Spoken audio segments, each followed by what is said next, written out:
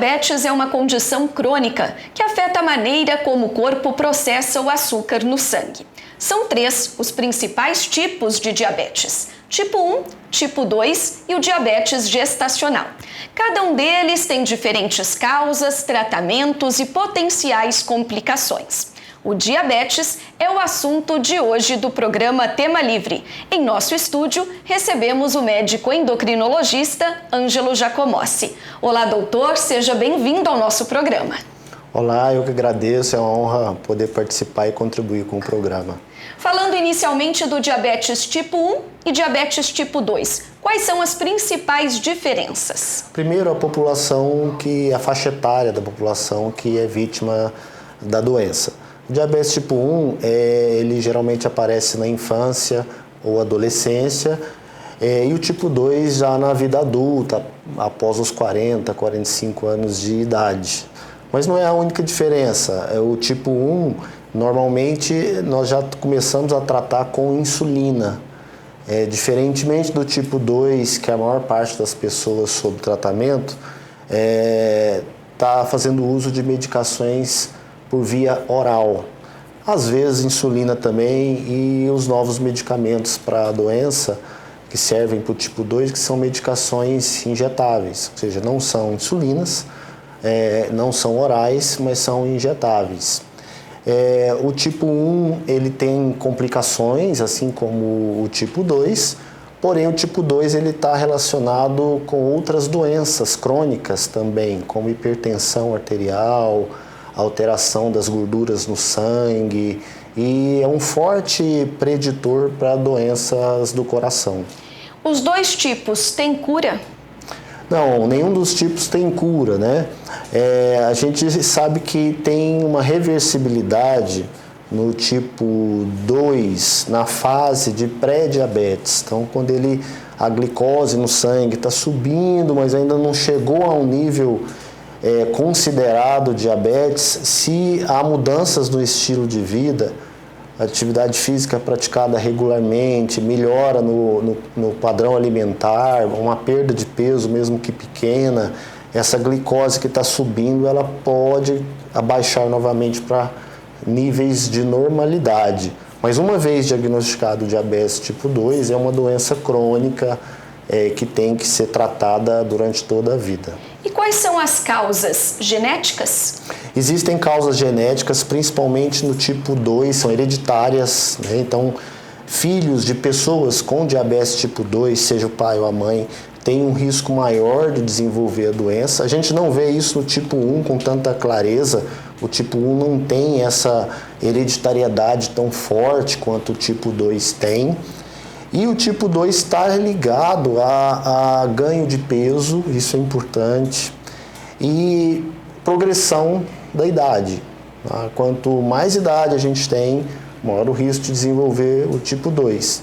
Mas o fator de risco, aí, ou a causa mais importante, e que a gente pode submetê-la a modificações, é o ganho de peso.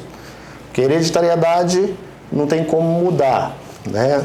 Já está traçado. Já está traçado.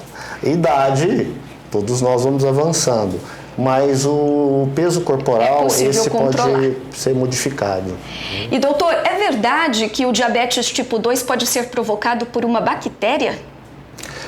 Não, existem teorias, né, de que as bactérias intestinais, a gente chama de microbiota, que é uma diversidade muito grande de bactérias, de fungos, de vírus, que normalmente habitam no nosso intestino e fazem bem à nossa saúde, inclusive.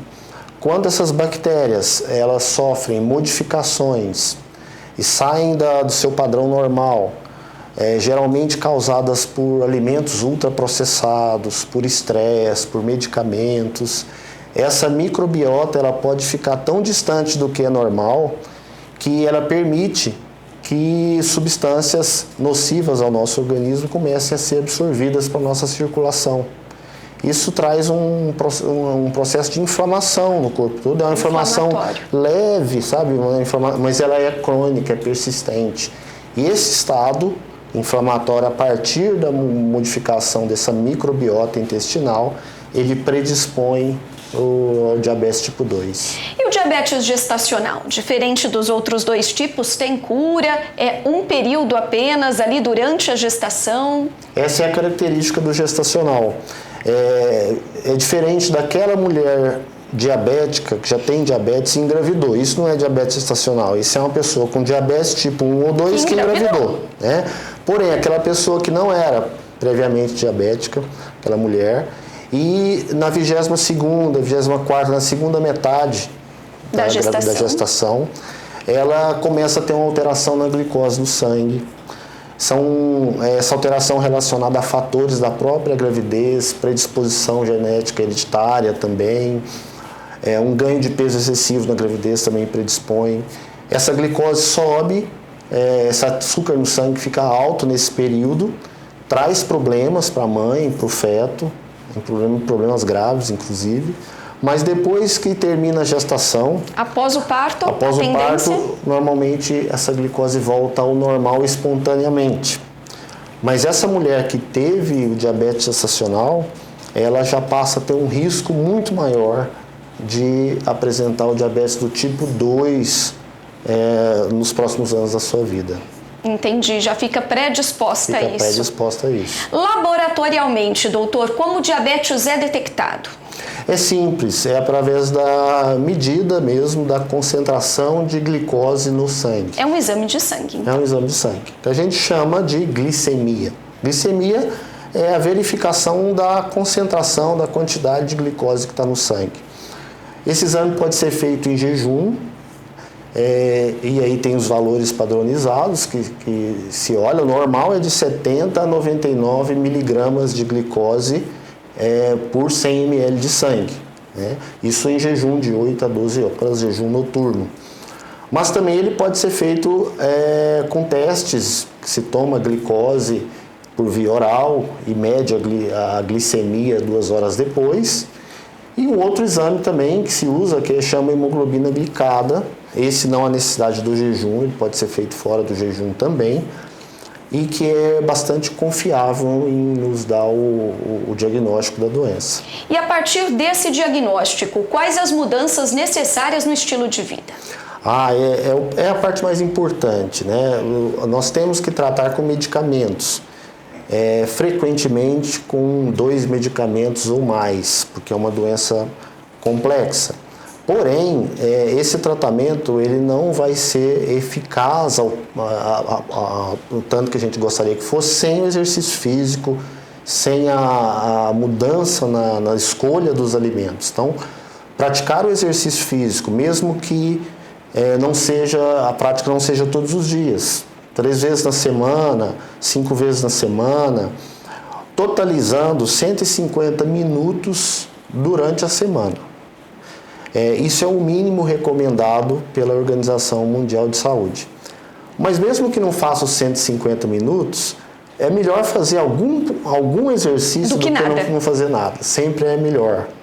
Mas 150 minutos ou mais seria onde a gente extrairia o maior benefício do exercício físico.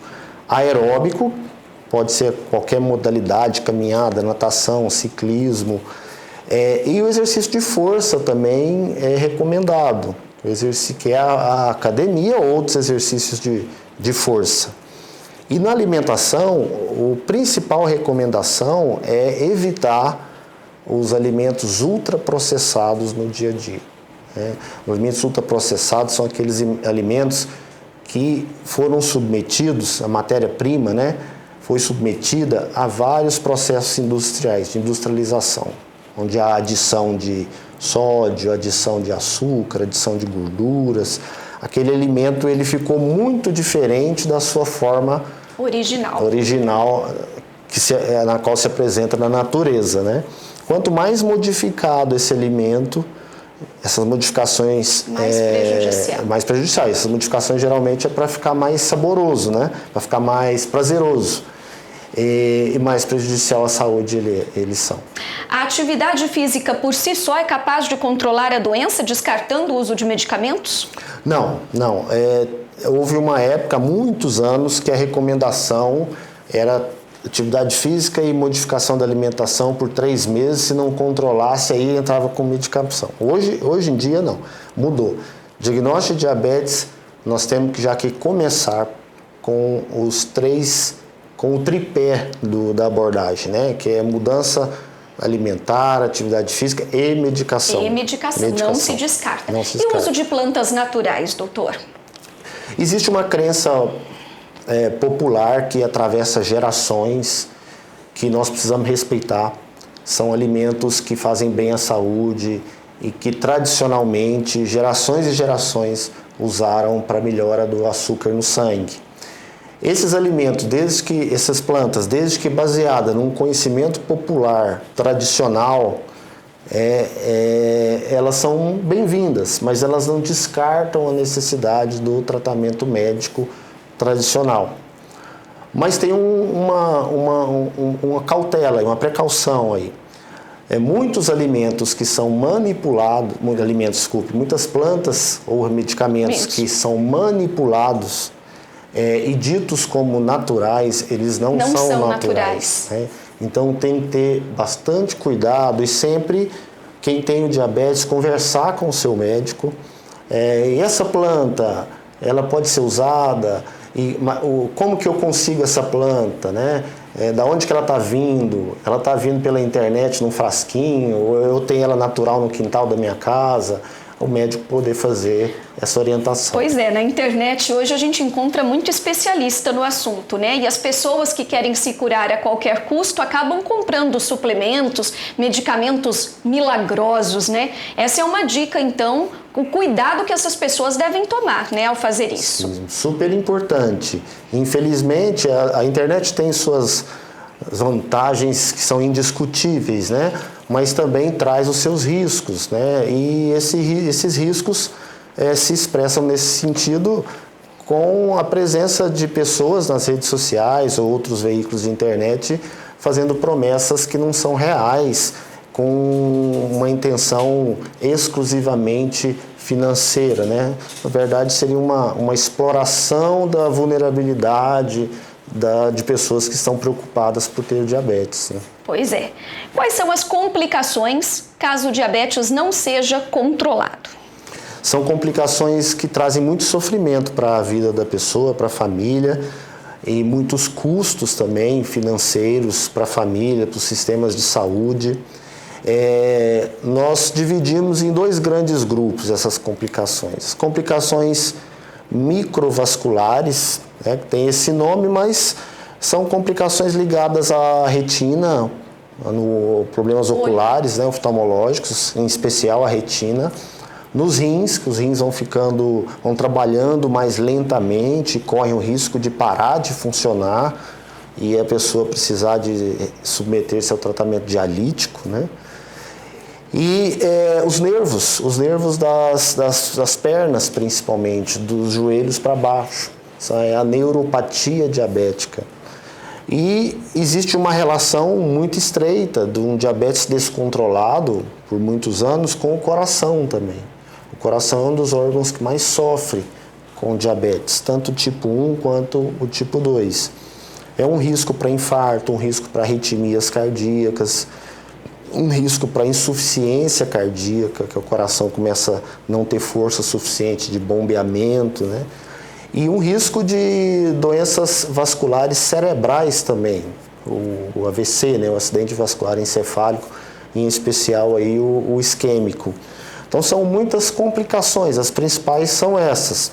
Mas é importante saber que se a doença for diagnosticada precocemente e tratada com rigor, com responsabilidade, tanto pelo médico quanto pela pessoa que tem o problema, essas complicações elas podem ser prevenidas, né? Nós vimos que a cegueira e as amputações acabam se tornando comuns, né? Como a pessoa chega a esse ponto? É a alta da glicose no sangue que provoca tudo isso? Sim, o excesso de açúcar no sangue, esse açúcar, como o sangue circula o corpo inteiro, esse açúcar, essa glicose sanguínea, ela vai impregnando aos tecidos do corpo, principalmente as proteínas desse tecido, o colágeno, por exemplo. Colágeno tem no corpo inteiro, inclusive nos órgãos internos. Então vai impregnando a retina, os vasos sanguíneos da retina, nos olhos, vai degenerando, danificando a retina, nos rins, na circulação renal, nos nervos. E essa impregnação de glicose e acúmulo de glicose ao longo dos anos, porque uma vez que a glicose impregnou e grudou ali naquela proteína, naquele tecido, ela não sai mais. Então ela vai se acumulando nos tecidos e esse acúmulo de açúcar nos tecidos ao longo do tempo, que é irreversível, vai danificando esse órgão e levando o órgão a não funcionar mais ou a funcionar muito menos do que ele deveria. Aí no caso das amputações leva mesmo a necrose, né? Exato, as amputações por conta da neuropatia. Então os nervos dos pés ficam afetados, isso acaba gerando calosidades nas plantas dos pés, na sola dos pés, né? Essas calosidades evoluem para úlceras, feridas abertas. Essas feridas se infeccionam, entram bactérias ali, causam uma infecção. A infecção causa a necrose, que fica preto, e aí tem que fazer a amputação. É todo um processo que vai acontecendo. E nesse estágio é muito difícil reverter o quadro, né? Quando chegou nesse ponto... o risco de uma pessoa ter uma úlcera plantar, o risco dela amputar nos próximos meses ou próximos anos, 2, 3 anos, é muito alto, né? Então, não deixar chegar nesse ponto. É o melhor remédio. É o melhor remédio. Há muitas informações desencontradas sobre o diabetes, né? Há quem afirme que a pessoa diabética pode comer de tudo, um pouquinho, né? E outras pessoas afirmam não, que há restrições. O que é mito, o que é verdade quando se fala sobre isso? Sim, é muito importante essa pergunta, porque a pessoa, quando recebe o diagnóstico de diabetes, ela normalmente pensa, né? Minha vida acabou, não posso comer mais nada, senão vou morrer, mais doce, né? Na verdade, não existe mais esse conceito de uma dieta para o diabético. Não. Existe uma recomendação dietética saudável, com alimentação equilibrada, com raramente alimentos ultraprocessados. Os alimentos processados nós não temos como ficar livre de todos eles. Exatamente. Mas a maior parte a gente precisa extrair nossa alimentação de alimentos minimamente processados, ou alimentos naturais, né, ou minimamente processados. Essa recomendação de consumo de verduras, legumes, frutas, grãos, principalmente integrais, as proteínas da carne pode ser vermelha ou branca. Essa recomendação de dieta saudável é para todas as pessoas. Inclui... Não só para as diabéticas. Não só para os diabéticos, né? Então eu falava, você não deve comer doce, né? Mas por quê? Porque o doce tem muito açúcar, tem muita gordura. Então a recomendação é não comer doce frequentemente, a não ser em ocasiões. No nosso dia a dia, no nosso cotidiano, a gente não vai, ninguém, mesmo quem não tem diabetes, não deve ficar comendo doce diariamente, né? E no dia a dia, aquela alimentação caseira, que nós fazemos a comida em casa, preparamos a comida em casa, que a gente vai ter o cuidado de não pôr muito óleo, de pôr menos sal, usar aí das ervas, né, para a cozinha, que dá o sabor, dá o cheiro gostoso da comida. E a comida simples, né? A verdura, o arroz, o feijão, a carne. Na verdade, são recomendações para todos, não só para os diabéticos. Para todos, exatamente. É possível afirmar, está correto afirmar, que existem milhões de pessoas diabéticas que não sabem que são diabéticas? Existem sim, infelizmente. Principalmente em países menos desenvolvidos, onde o sistema público, os sistemas de busca ativa, de rastreamento da doença, são inexistentes ou insuficientes, porque o tipo 2 é uma doença que com a glicose no sangue começa a aumentar lentamente, mas a pessoa por muitos anos ela não tem sintomas. E se não for feito um exame para busca desse diagnóstico de diabetes, uma busca ativa, a pessoa vai conviver com a glicose alta, com diabetes por muito tempo e não vai saber que tem o diabetes. Muitos pacientes chegam na consulta médica, às vezes vão à consulta médica por um outro motivo, e aí no exame de ponta de dedo ou no exame de sangue Falou, você tem diabetes. Você falou, não, mas eu não sinto nada, né? Mas é assim a doença, ela é silenciosa. E quando sente, quais são os sinais de alerta, né? Os principais sintomas aí que a pessoa deve procurar ajuda? Procurar ajuda. No tipo 1, que é mais comum em crianças e adolescentes, os sintomas, eles geralmente coincidem com o diagnóstico. Assim que a glicose sobe, a criança ou adolescente ela já começa a ter sintomas. Não convive com a doença sem sintomas por muito tempo. Às vezes por dias, semanas, mas meses não. Já tem os sintomas. No tipo 2 é que convive com a glicose alta sem ter os sintomas. Sem ter os sintomas. Quando esses sintomas aparecem, parece que são a boca seca, a sede incessante. Toma água e não... Continua com sede. Continua com sede, né? Urina excessivamente, o dia todo, urina muito à noite, acorda várias vezes para urinar, perda de peso sem intenção de perder peso, que é a perda de peso espontânea, né?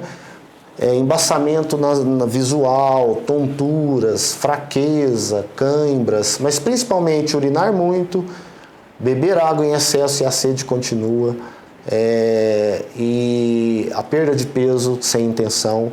E muitos também têm a polifagia, que é comer sem matar a fome. Come sem controle, né? Controle, Descontroladamente. Tudo isso são sinais que merecem atenção. Com certeza. Que merecem atenção. Qual é o papel do poder público, doutor? No tratamento, mas também na prevenção do diabetes? É fundamental.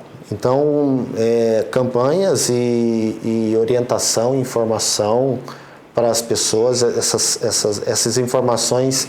elas têm que ser contínuas durante todo o ano, sem cessar, né? Continuamente e por campanhas. A busca do diagnóstico precoce, então aquelas pessoas que têm fatores de risco, tem mais já buscam ou agora né, a gente tem na atenção primária à saúde, as equipes de saúde da família, com o agente comunitário de saúde, chegando, trazendo a saúde mais próxima às pessoas, né? E o agente comunitário ele pode ser um veículo de informação, ele pode até, de acordo com a última PNAB, Política Nacional de Atenção Básica, né? Se ele for treinado, o agente comunitário, ele pode fazer o teste na pessoa. O próprio agente comunitário pode fazer o teste depois de um treinamento, para buscar pessoas que tenham diabetes tipo 2, não têm sintomas e não sabem que tem a doença, para começar a tratar precocemente, né? E assim evitar todas essas complicações. E a prevenção do diabetes tipo 2 está principal. No tipo 1 não tem prevenção. Mas no tipo 2, que 90% dos diabetes são tipo 2, existe prevenção, que é a perda de peso. Que é o principal. Que é mudar os estilos de vida. Os hábitos alimentares. Exato. E o estilo de vida. As pesquisas têm evoluído com relação ao tratamento? Sim, o tratamento, na verdade, deu um salto tecnológico impressionante nos últimos 10 ou 15 anos, né? De medicações injetáveis, medicações orais, que não tratam somente o diabetes, não baixam a glicose exclusivamente, mas tem outros benefícios que vão além disso, principalmente quanto à proteção cardiovascular, a proteção cardíaca.